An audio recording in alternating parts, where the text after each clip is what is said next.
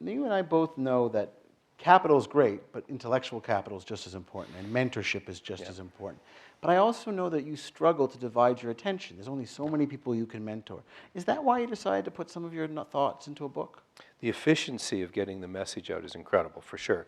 I mean, the book started as a book on ethics. I'd finished the first season of Dragon's Den. People pitched me, a couple of publishing companies said, we'd like to see a book.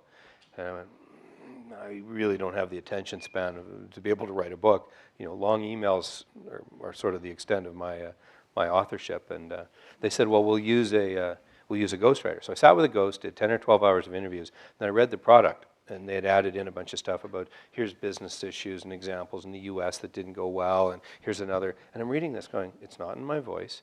It's not even stories that I know. I'm reading them for the first time in my own book. Down. So it didn't happen. Okay. 2.5 years later, I get approached by Penguin saying, the other books, the other dragons are selling books like hotcakes. Are you ready to do something in the marketplace?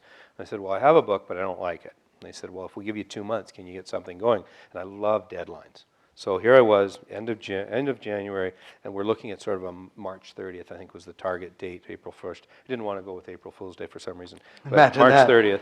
And anyway, I hit go or send on July 25th with so I missed the deadline a few times. And there was some editors scrambling at that point. Penguin did a phenomenal job of patiently waiting for me.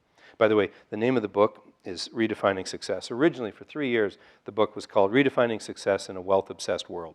And Penguin just said, that's too long. And I went, yeah, but it's the book name. No. So they had some control over certain things. Then they looked at the subtitle, Still Making Mistakes, and came back to me and said, hey, how about a compromise? Why don't we make Still Making Mistakes the name of the book? And I paused and said, you know, my life's not that screwed up. You know, it's a subtitle, and that's where it'll live. And but Penguin, well, whoever they were, Penguin, I'll plug them, but they were fabulous to work with, and we've got the book everywhere. But it was Robert Herjavec, who I've become closer friends with since I left the show.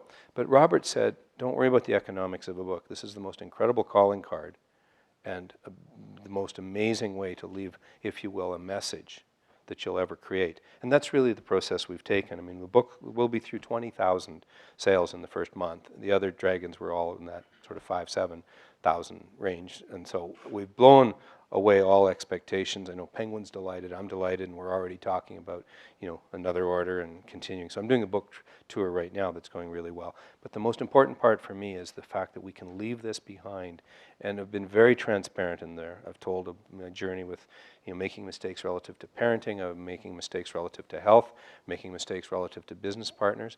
Those stories are all in there. This is not your traditional how to be successful book. In fact, this is, some say, sort of the opposite. And I go, well, no, I think at the end of the day, depending on how you define success, I am very much about being successful.